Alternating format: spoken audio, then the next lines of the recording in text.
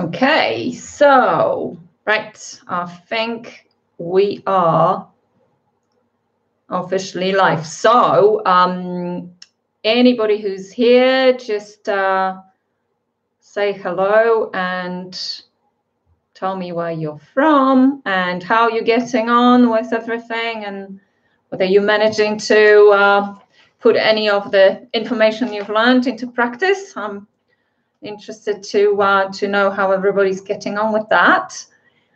So yeah, I've got my comment box here, so you can comment, and of course this is also the way in which you can ask questions. So what I am going to do is that I have got I've had some questions coming in. So what I'm going to do is I am going to answer those questions first, and then if you happen to have different questions also, then I can do that at the end.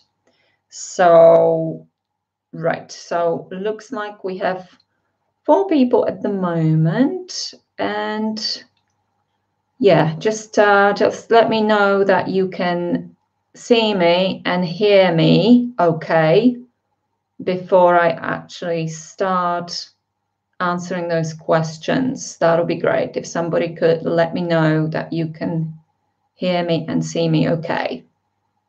Just type it in the chat box.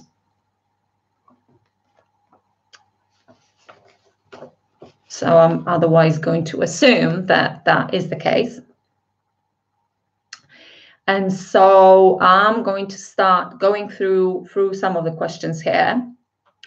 So first of all, I had a message from Jacqueline who says, I have a genetic predisposition to celiac disease. So should I be following the autoimmune paleo protocol, or is the regular paleo okay? I.e., should I just cut out grains, or should I cut out seeds and legumes as well? So this is really clearly, obviously, a very individual thing in terms of who can tolerate what. But as we know, seeds and legumes do contain anti-nutrients. And if you haven't watched the interview with Dr. Sarah Ballantyne, then that was one of the most listened to interviews, and she explains quite well why the AIP protocol is designed the way it is, and why those certain things are excluded, and all those problematic compounds that are in grains, legumes, and seeds. This is basically, they are there, and as much as perhaps with seeds and legumes, there are some potential benefits in terms of the nutritional benefits that you get. Really, the anti-nutrient to nutrient ratio is not that favorable, and that is the problem. Now, they are incredibly harsh on the gut lining, and it's really predominantly because of that at least initially we want to avoid them. So to answer your question, Jacqueline, I would say that I would initially go with the AIP if you haven't done that already. For a few months, just let things really settle down, let everything heal. And if you do that for a few months and the gut is nice and happy and everything stabilizes, then potentially you could reintroduce certain things, such as, obviously we know that the certain legumes that are worse than others. So for example, soy, I would not bother with reintroducing that at all. Kidney beans are also one of the more toxic ones. But if you, for example, wanted to start reintroducing perhaps things like green beans and perhaps chickpeas, something like that, maybe some seeds like sunflower seeds or something like that, then I would say that you need to reintroduce them gradually, and you will need to watch for your own reactions and responses.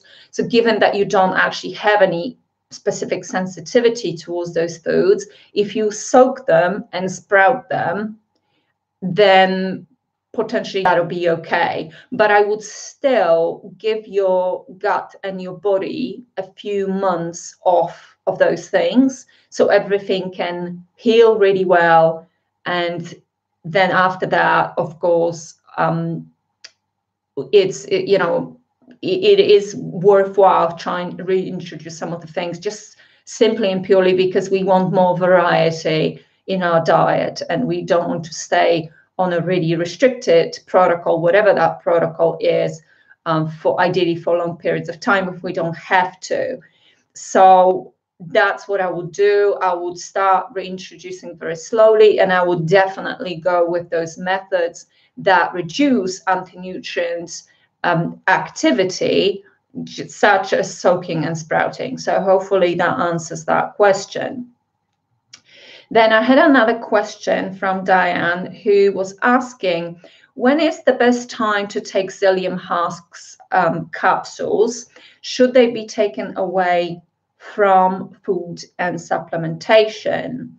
So most people will take psyllium husks to clear the colon out. As we know, that's a type of soluble fiber, and as such, it's got a propensity to bind to various things. It certainly binds, as we know, to a lot of water. That's how it sort of swells up and becomes, if you ever remove it out of the capsule and mix it with a bit of water, and it just becomes thicker and thicker and thicker.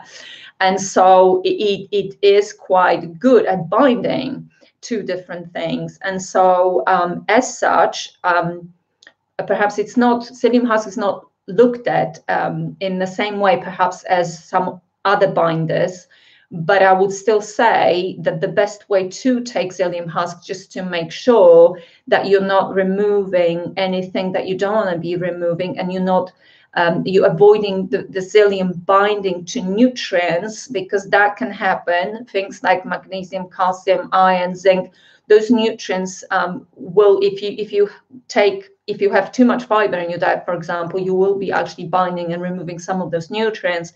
So the best thing to do with psyllium is to definitely take them on the empty stomach, or basically 1.5 hours away from any food or any supplementation that you're going to be taking. And so perhaps first thing in the morning, if you don't have your breakfast straight away, would work, or last thing at night, or maybe somewhere you can fit them somewhere in the middle of the day where you have at least 1.5 hours on either side of taking those capsules, so that it is actually to make sure that it does not interfere with the absorption of anything useful. So that I hope covers this question. And the next question was from Vera, and Vera asked, she said, I have SIBO, so what foods should I avoid and how long should I avoid them for? And now the best thing to do with this one, SIBO can be highly complex to deal with. Certain cases may be easier to resolve, but likewise, with some people, in some instances, SIBO can be it can take a while to actually deal with, and it can be highly complex, and there could be all sorts of things coming into it that need to be considered. So the first thing I would say is that you need to test, not just guess that you have SIBO. But if provided that they're saying I have SIBO, so I'm assuming that she's been tested and she knows that she has one. Then of course that's another thing. But for anybody else who may suspect that they have it, don't just assume that you have it. Get the test, and then after you've got the test, the best thing really to do with SIBO is actually work with somebody who knows a lot about it. However, if that's not an option for you, then one of the best resources that I can point you towards is a website called SIBO Info. So that's SIBOINFO.com. Now, that is a website by Dr. Alison Siebacker, who's one of the, well, we could say probably world experts when it comes to SIBO. And there is tons of resource on that website. There is all sorts of information there. And if you have SIBO, it's absolutely brilliant, a brilliant resource for you. And what I wanted to say is in the response to your question, what I should eat and how, what foods I should avoid, what foods can I eat, how long do I have to avoid them for, I would I'm pointing you towards the website, because on that website you can actually download a guide, which is the SIBO specific diet food guide. And also there is a biphasic diet. Now, the biphasic diet is actually developed by Dr. Jacobi, who's one of our speakers, and she's sort of modified the SIBO diet slightly. And so you can look that up, and all of that information is there, and that is by far the best resource for you if you can't work with a qualified practitioner on this. So again, this is www.siboinfo.com. So that would be my answer to this question. Now, there's a question about thyroid function and adrenal function. If thyroid and adrenal function is compromised, should I be fasting? This is a question from Kate. And the question is, this massively depends on where you're at in terms of your recovery. If you are at the beginning of your healing journey and you really are finding difficult to get through the day, you have extreme fatigue, you are very metabolically compromised, then going on a full-blown fast is definitely a no-no, and it would not be a good idea.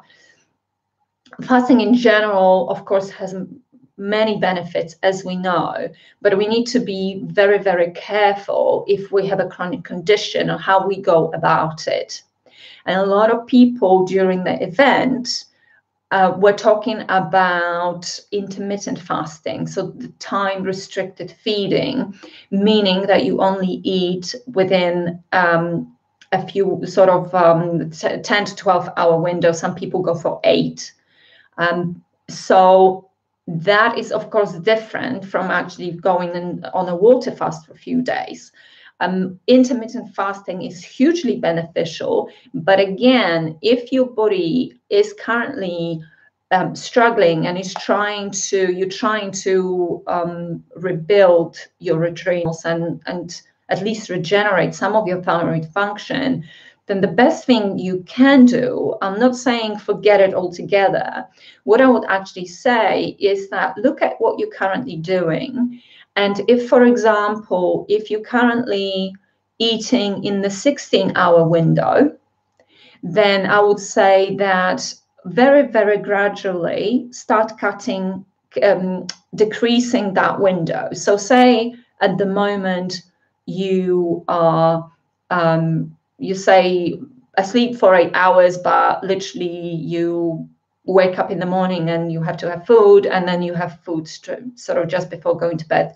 It's not ideal, of course, and you want to be working on changing that. But if that's the current situation, then the best thing to do is to just very slowly start decreasing that window in which you're having food. So say you go to 15 hours for a week. And then if you're okay with that, which you probably will be, because if you only change it by 1 hour, it's not going to be too dramatic for the body in terms of the body adapting to that. And then the following week, you can try and decrease it to 14 hours, and so on, and so on, and so on. And so over a period of weeks, potentially you can build that up, and then you'll be eating within 10 to sort of 8 to 10 hours, which would be great. If at any point you feel that your body is not responding well, then stop at that and give your body more time to adapt. And that's basically by far the best way of doing it, because there's so much benefit to it that I don't really want to say for people to avoid it altogether just because currently they may be struggling a little bit with their adrenal thyroid function. But at the same time, we need to be super sensible about the way in which we do it, so we don't actually make ourselves worse, because the whole point is to make ourselves better. And as you decreasing that window, you will definitely sort of gradually you will feel more and more benefit, and the inflammation will probably go down, your gut will feel better, etc., etc. So it is worth doing, but if you currently really compromise, it needs to be a super slow process. Okay. So the next question was about thyroid also, and testing. So Sarah was asking if I have, if my TSH and my thyroid hormones, my 3T3 and 3T4, are currently not where they should be, but I do not actually have elevated antibodies, does this mean that I can rule out autoimmunity? And unfortunately, the answer is no. If the thyroid is compromised in any way, as demonstrated with the thyroid hormone levels and also the thyroid stimulating hormone, you can't assume that you do not have an autoimmune mechanism just because your thyroid antibodies are not currently elevated. And this is just generally the consensus between even as far as I'm aware, endocrinologists. And so in that situation, if you want to dig a little deeper, you may want to request an ultrasound of your thyroid, and then that may give you actually a little bit more information. But you can't assume that you are off the hook and there's no autoimmunity in the body going on, because that may actually develop at any point, even if it's not present, because there's something in that part of the body that is not working properly. It may or may not develop into something else. And certainly if you take steps towards prevention, then I'm sure you'll be absolutely fine. But if you want a little bit more information, then ultrasound of the thyroid gland is another thing that can shed some light on the situation. Okay, so just looking at my notes, I also had a question about Lyme disease and symptoms of multiple sclerosis. So Val was asking about, basically she says, I have been tested for Lyme disease, but after listening to Dr. Jay Davidson's interview, I believe that I might still have it, despite the fact that it didn't actually show on the test. Is that possible? And could my MS symptoms be due to chronic Lyme? And the answer is they could, actually, because that's extremely common. So first of all, it very much depends how you were tested for Lyme disease. If you had a blood test, it could easily come back negative and you could still have it. This is basically to do with the fact that those tests are not very sensitive. So you'd have to have pretty advanced Lyme disease to show on a blood test, actually. But if you want something more reliable to really look at your infections overall, because this is something that I need to get across, and I've said this before and I say it again. If you had perhaps some blood tests or maybe even stool tests, and you're not really showing, those tests are not showing that you have chronic infections, and you think, oh great, I don't have any chronic infections, don't be fooled, because everybody does have something. And in fact, people with chronic illness will have 20, 30 different co-infections. That's quite actually common. In fact, it's uncommon not to see that. But unfortunately, most of the standard traditional tests that are being done are not going to pick that up.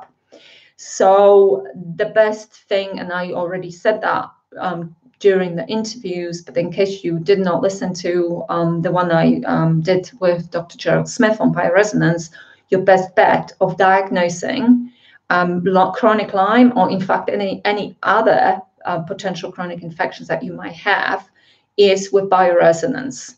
That is by far the most accurate way that you're going to diagnose and see actually what is really going on.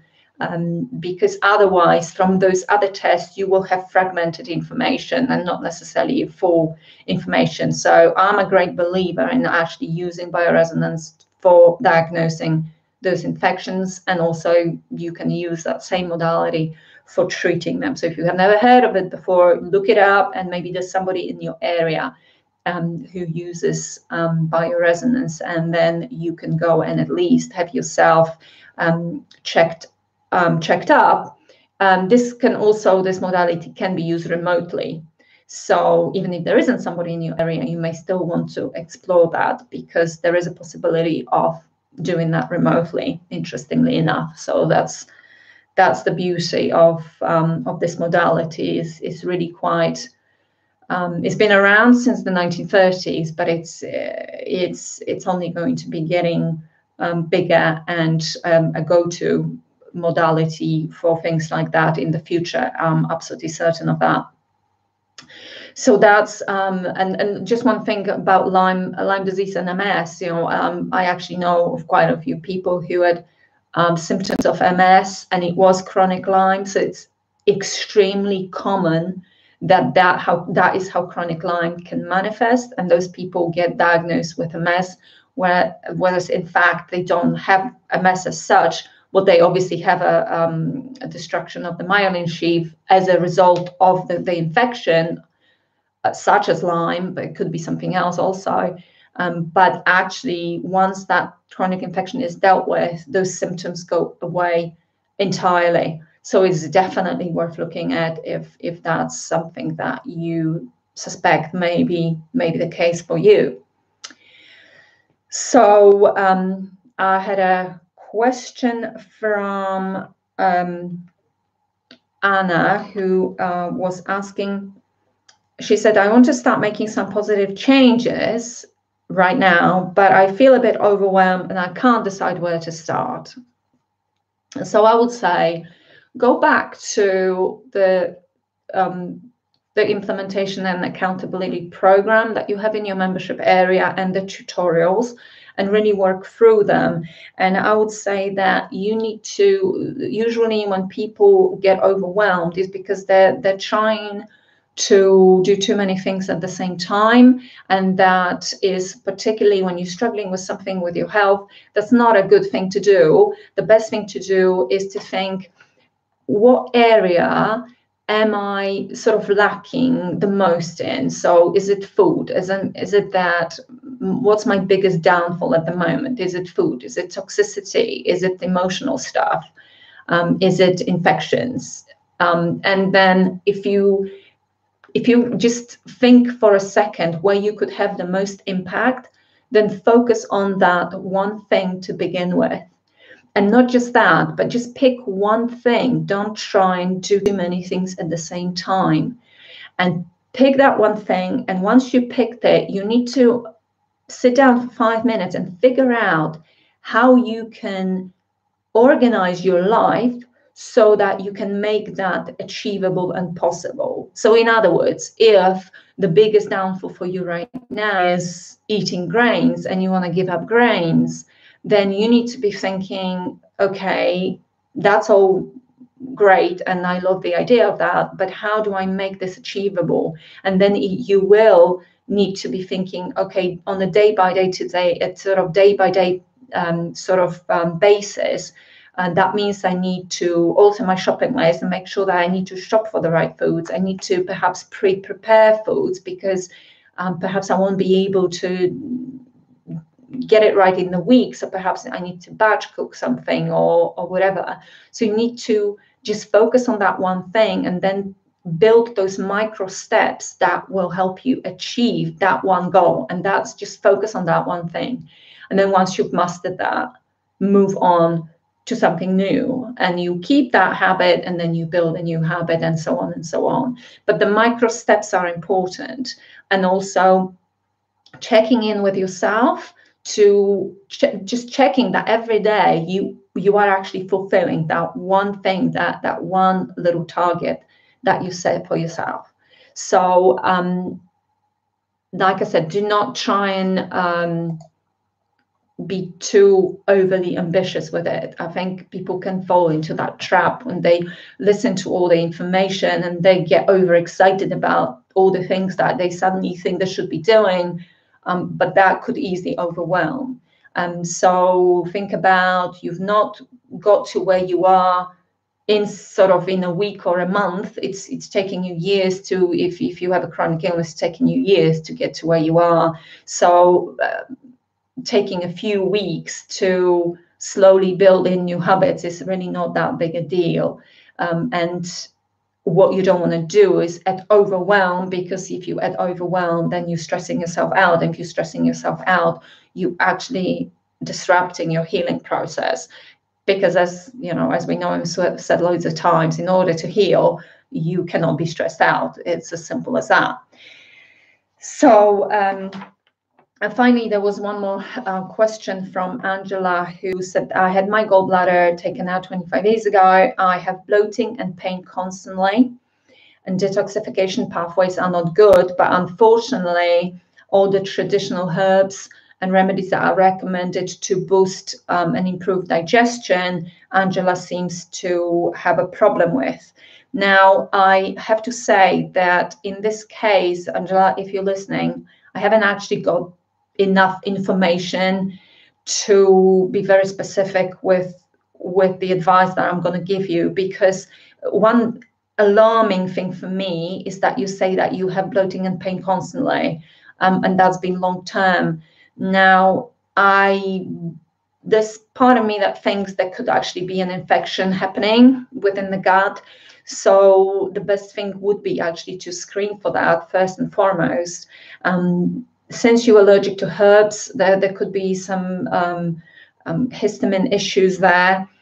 I just really don't have enough information to go on. But if you want to improve detoxification pathways beyond the herbs, obviously liposomal glutathione, if you're not taking that already, then that would be something that I would recommend.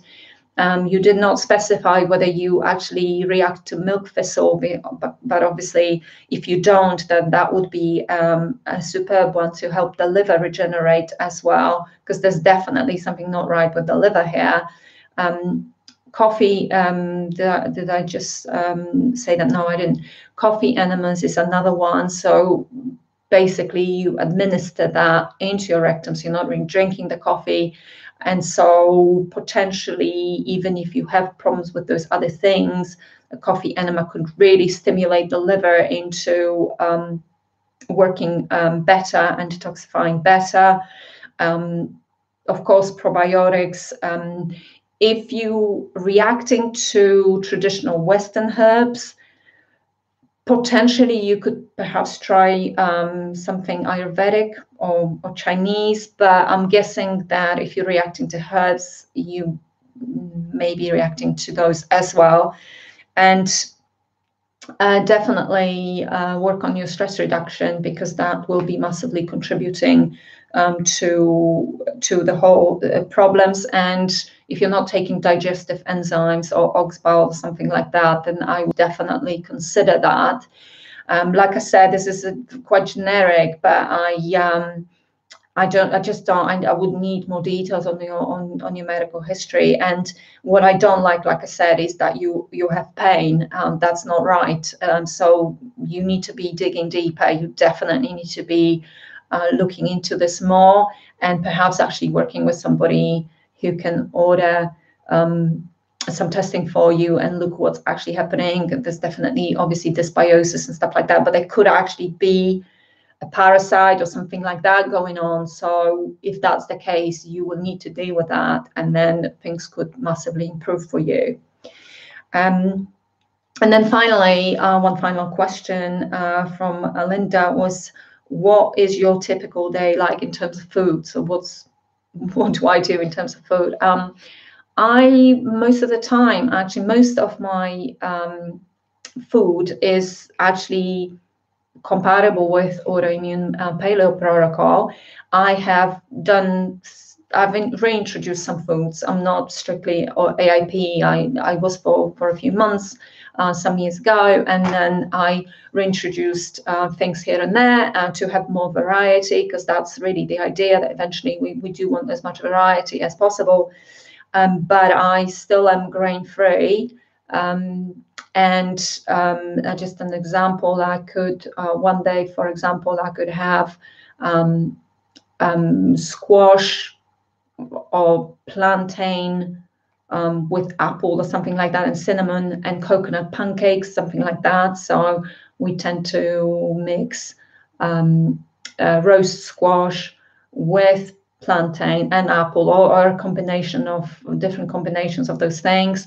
Add some coconut to it, as in desiccated coconut, or coconut, a bit of coconut flour, or some spices, or you can leave them out, but I quite like my cinnamon, cloves, or something like that. And that's basically just goes in the pan with a bit of coconut oil, and that's a really super breakfast. I really like that. My alternative would be, I don't eat eggs every day, but occasionally I would eat some eggs with avocado or something like that. Salad is pretty much always, lunch is always something salady, particularly now in the spring and summer months. That could be a combination of absolutely anything. I like to, that recently I made a sauerkraut out of red cabbage kraut, and I would put that. So if you have something fermented, you put that in with your salad. Adds a little bit of acidity. And I like to include as much in my salad as possible, just to get as much variety and nutrition as possible.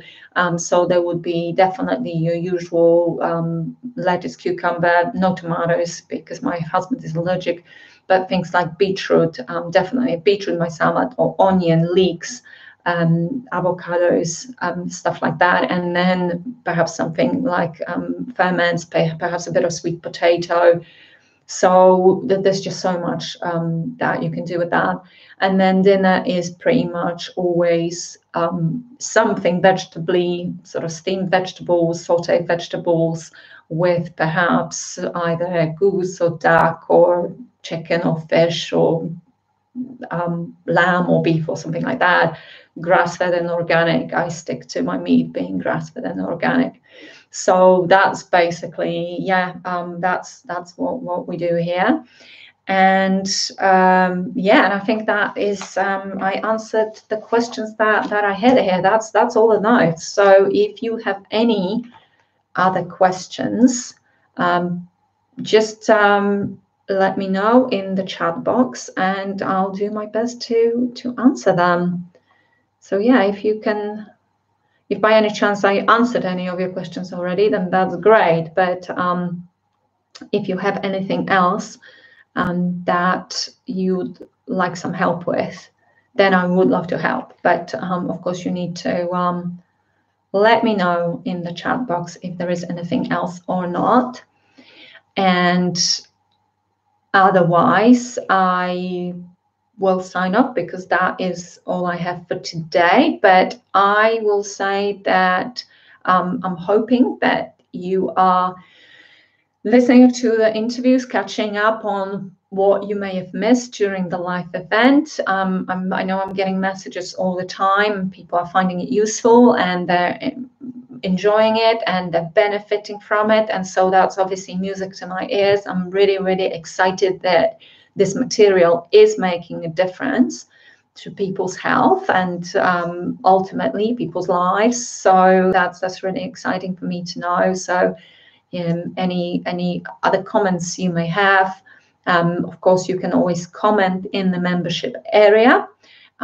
Pick up those comments, no problem. So if you can't think of anything now, but you think of a question, you can either email me or you can put it as a comment in the membership area, and I will answer that to the best of my ability.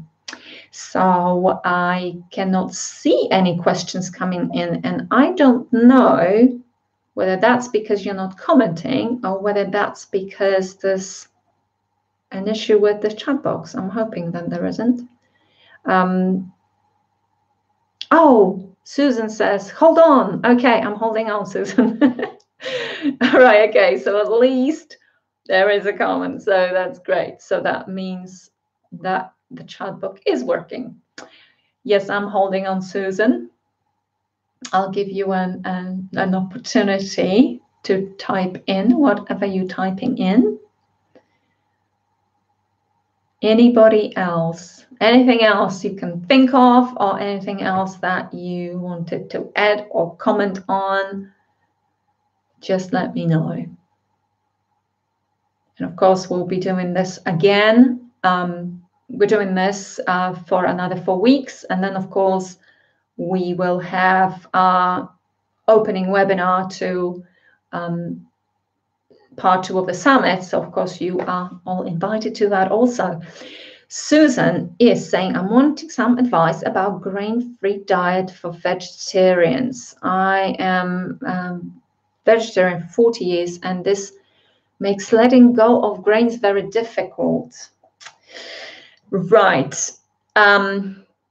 It does, because, of course, the AIP protocol, the autoimmune paleo protocol, as I said before, has been designed the way it's been designed because it's all about healing the gut and it's all about reducing inflammation in the body.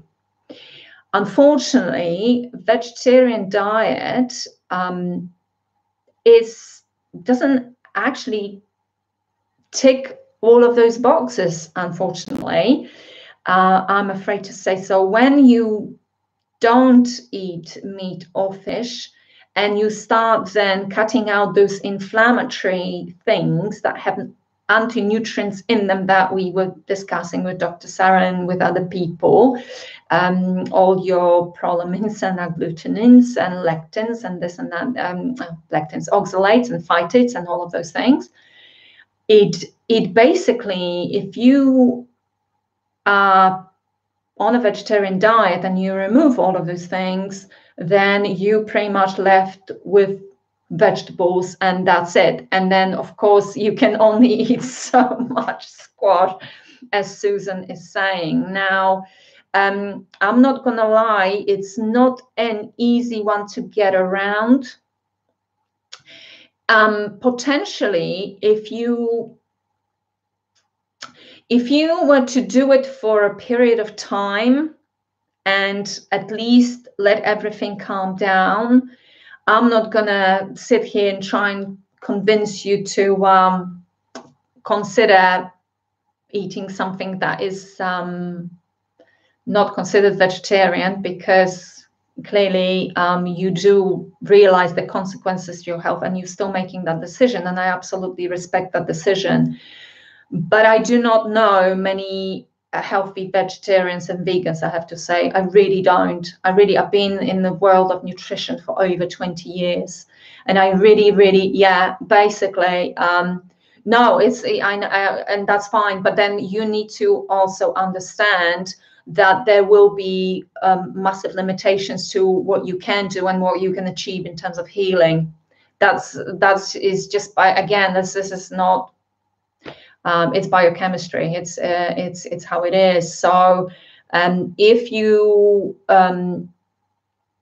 you manage to, well, obviously, if you can't go completely grain-free, then the first thing to do, because you find it really difficult, and you, as you said to me, you're finding it really difficult to let go of grains, then in the first instance, at least remove the ones that are the most glutinous grains. And so obviously, wheat is just a complete car crash and a disaster when it comes to human health. It's just, it should really have no place. It does have no place in our diet, particularly all the sort of hybridization and all the things that have been going on for the last few decades with that. So at least I would say things like rye and wheat to sort of let that go first, and then the pseudo grains. I mean, they're still grain. I mean, corn, that's another one that's obviously mostly genetically modified. Unless you specifically buy GMO-free corn, it will be genetically modified, and it's really bad news. So if you can't let go of them because it's difficult for you to get used to it, maybe, or it's just difficult for you to get the sort of enough variety in your day in terms of food, then at least get rid of wheat, get rid of rye, get rid of barley, soy, and corn. And that would be, because they will be sort of the, most offending ones. But of course, you do need to realize that there are gluten-like compounds in every single grain. So yeah, it's doing the best with what you've got, really. So potentially, if you manage to remove those and you are improving, then that's great. If you are not improving, and then this is definitely the time to, at least for a period of time, get rid of them, or at least for a period of 3 months. There are tons of really nice recipes out there. It is doable, but I'm not going to lie to you. The vegetarian version of AIP is not easy. It's challenging because it's so restrictive. But if you want to heal, then there needs to be some compromise somewhere. Otherwise, it's just going to be very, very difficult. So if you're struggling with any, with autoimmunity, if you're struggling with autoimmunity, you're struggling with gut issues, whether the gut issues are evident or not, there's going to be some gut element in it. Dysbiosis, leaky gut, all of that sort of thing, as we know. So you need to basically at least try it for a period of time. But if you're struggling, just at least start cutting out the grains that are the sort of the worst ones, and then see whether you get any improvement. And if you are not getting improvement, then at least for a period of time, try and cut out all of the grains, including your quinoas and your buckwheat and stuff like that, all the pseudo grains, and then see whether you can at least get to a level of healing where you can start perhaps again reintroducing. Another tip that I would have for you is to make sure you do not eat the same thing every day. So basically, making sure that if you eat your quinoa salad, for example, do not have it the following day or even the day after. So that would be definitely one of the ways to decrease the potential reactivity if the immune system is not keen on those things, and they are actually increasing inflammation in the body. Then at least by rotation and varying things as much as possible, you are, to a degree, you are compensating for that. But if the body has any sensitivity to any of those grains or legumes, in fact, or nuts or nightshade vegetables or anything else, then the reaction will still be there. So that's another aspect. If you're not sort of obviously sensitive to the grains, then perhaps reintroducing them at some point, apart from wheat and the sort of corn and soy things that are the worst ones. Maybe that will sort of work for you. Again, sprouting, soaking, doing things like that will also help deactivate some of the problematic compounds in them. But that's all I can say. Unfortunately, it's not easy. I'm working with somebody right now in this exact situation, and it's not easy. And there are times when she's finding it really, really difficult. She's super committed, and she's still doing a grain-free vegetarian basically version of AIP, but it's repetitive. It takes a lot of creativity to come up with new ideas, so you're not eating the same thing all the time. But if you have that level of commitment, then you could still make it, potentially you could make it work, but it's a lot harder. So that's all I can say, unfortunately. So, right. So not sure how helpful that was. Unfortunately, it is what it is with those things that are present in grains. So yes, any other questions? Any other questions? I'm guessing there isn't any more questions. So yeah, Susan, can you let me know whether that has made any sense to you, and whether you are sort of okay to give it a try in terms of at least removing the grains that are the most offensive ones, and then perhaps just assess your symptoms, assess how you're feeling, and then just see how you go. If you need to take it further, you need to take it further. So basically what I'm saying here is that you're sort of doing the reverse. So when people go on, usually go on, well, any protocol, let's say AIP, but it could be, there are other protocols out there. But if people go on AIP, they usually cut everything out and then they will reintroduce. But if you're really struggling to let go of things, and of course, because you're not eating certain things that this protocol would otherwise recommend, you may want to do it the other way. So basically gradually dropping things that are likely to cause sort of the most inflammation first, and then sort of doing it that way, and see how far you need to take it. So it's sort of reversing it in a way, so you don't have to give up too much at once. So yeah, hopefully that made sense. Great. So if you guys haven't got any more questions, if you suddenly we finish the session and you think of more questions, then save them or email me them or save them for next time. And yeah, we'll pick it up again next week at the same time. And of course, I'll be in contact in terms of emailing you the joining instructions again. So if that's it, then I will end it here. I'm just keeping an eye on it, last look at that, but nothing else coming in. So you look after yourselves and keep making those small changes, because it is going to be the small changes made on a daily basis that will give you the big results that you're after in the end. So with that, I'm signing off, and look after yourselves. Have a great week, and I will see you again next week at the same time.